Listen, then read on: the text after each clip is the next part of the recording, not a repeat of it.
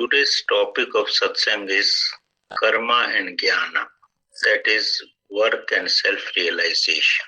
Karma has basically a very deep understanding. Karma is not just a physical work. It is not the mental work. It is fully involved with our inner tendencies. Karma starts from your inner energies. Karma originates basically firstly from your thought. If anything you want to do, firstly the thought will come.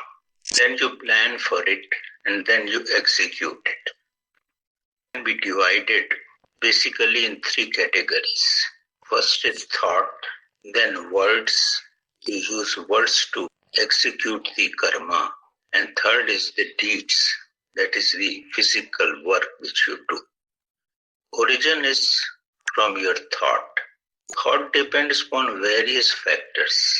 If you go in the depth of thought, thoughts are your basic personality. Thoughts comes from the environment, from your surroundings. So what you are thinking, it may not be your thinking, but somebody might have influenced you, so you are thinking like that. This environment is, or this atmosphere is full of positive and negative thoughts. There is no end of such thoughts. So wherever your tuning is there, same thoughts comes to your mind. You consider it is your thought, but gradually, if you go in the depth of it, you will find most of the thoughts are not yours. They have come from various sources. As the thoughts comes, thoughts when they come, it is not necessarily you will try to execute it. It will just remain in your mind and will disappear. But they leave some impression in you. When the time comes, again they get manifested because they leave their seeds in your mind. If only thought comes in your mind and you don't execute it, then here there are two categories. Thoughts may bring the sin to you, or thought may bring holiness or punya in you.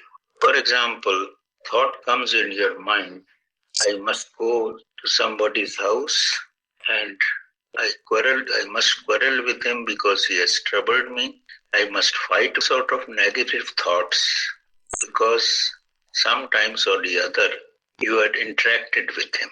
So all these negative thoughts, finally you don't go, but have a negative thinking in action. You don't put in words. And the thinking in you, either you know or the existence, the God around you knows it. Nobody else will know because existence or almighty power in each and every cell of our existence and in the universe. So it is very clear what we are thinking, the God knows it. Suppose you go to some patient who is your colleague or your relative. As a formal way you go to him and he lives very far away from you. But as an obligation, in the background of your mind you think, it is better that he would have died. I need not to come to visit him. So these are the negative thoughts. You don't express, but you go to him and meet him. So this negative thoughts is basically your sin. What in Hindi we call as Paap. You don't execute it. You have not executed it, but you thought it. You have not gone with the love and Shraddha to meet him, but as an obligation with the negative thought. So please try to understand it. Most of the time we cultivate sins, and sins basically they are our karmas. God gives us a revenge or sufferings for it in its own way. Either you will be mentally disturbed, or what you want to do that will not be done, or somebody will come and hurt you. It is his own ways, or the reaction of your actions comes. So here I just wanted to tell, don't think that if you have a thought and action you have not done and nothing will happen. Legally no action can be taken against you, but divine force will take action by its own way. So these are sins, same way, punya and positive thinkings also affect you. Second point here is words. If you use wrong words for someone and he also uses the same words for you, the balance happens there itself. Action and reactions have compensated to each other. It has been nullified. But if your thought is converted into action, you go and kill someone, then you will have a capital punishment by the legal means. So all these type of karmas will affect you some way or the other. You cannot escape it. Only thing is, in your mental background, if you have love, and you know the love is God, then you cannot have negative thoughts. You cannot use the negative words to execute any deeds, negative deeds, harming others and so on. So in the background, you must feel the presence of God, or you must have a seed of love. Then your karmas will become a karma. It will not bring any negative aspect. I will just tell a small story to you so that things may be very clear how the thought affects you. There was one student, he has hired a room and he was living there and studying. He was in the ground floor. From the window of his room in the next building on third or fourth floor, an old lady was living and he was observing what she is doing. She was a very rich lady. She used to give money on interest. And she was very old, must be 80 or 80 plus. Only needy people come to her without taking any goods. She never gives the money. Suppose somebody brings the watch is above few $1,000 or rupees. She will give just only 20 to 30% with the huge interest. So this was going on and this fellow was very keenly. A thought came to his mind. Why not somebody goes to her and kills her? She is troubling to everyone, taking high interest and all those things. So this thought was the seed in his mind, and gradually this thought got manifested. He never went to kill her or not talked about her, but his thought was sprouting day by day. One fine morning, when money has not come for him from his house, he was badly in need of money. He waited for 2 to 3 days, but money didn't come. Then he didn't have any alternative except to give his watch and get money from this lady on interest. Unwillingly of having no other alternative, he went to the lady, shown her. She observed, and as usual, she offered a very less amount. But boy needed that much of money, he accepted it. When she was observing, watching his watch, he was sitting and seeing her with the same thoughts. Why not somebody kills her? And this thought got manifested. Then he writes in his story, I don't know how I got up, just went near to her, and my hands were on her neck, and she collapsed within no time. This is the manifestation of the thoughts. Since nobody was there, the boy was scared because he has no intentions to kill her. It happened because she was very fragile. He left his room and went to his own residence, put the blanket and slept. But he was very scared. Police came, they saw the lady's dead. They start finding who has done it and all those things. Few days passed. They could not locate who has done it. But internally, this boy was highly disturbed. Why I have done it, why it happens with me. And police is not catching him, they are not thinking about him because he has no left any trace there. So when he could not tolerate in his own self-coming thoughts, he went to the police station and said, killed her. Nobody believed. He said, this boy has gone mad. Why he will kill? He has nothing to do. And young boy and old lady. Anyway, police didn't believe it. No case was filed against him. but he could not tolerate his guilt throughout his life. Here, the purpose of saying my story is your thinking, your thought will not get wasted. It will get materialized some way or the other. Whether your intentions are positive or negative, it takes shape. It brings the deeds, what you are thinking.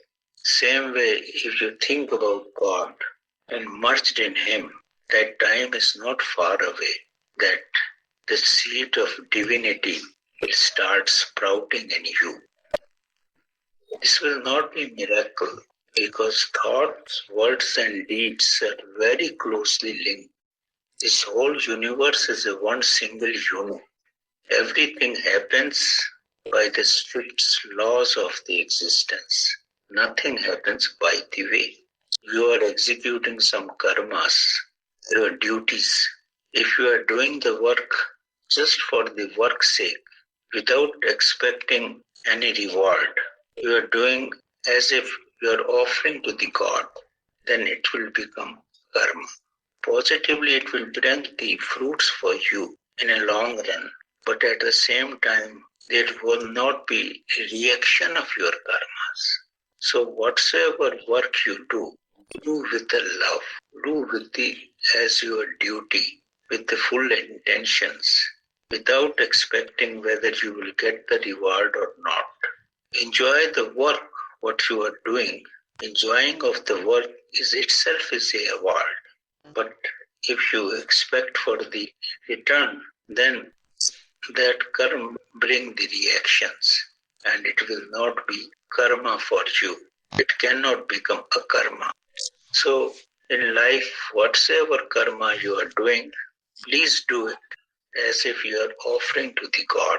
You do this with the love, and love is God. And moment you do with the love, it means you are doing with the awareness. When you do with the awareness, there cannot be any bad karmas. Automatically, all karmas done by you will be the good and the best.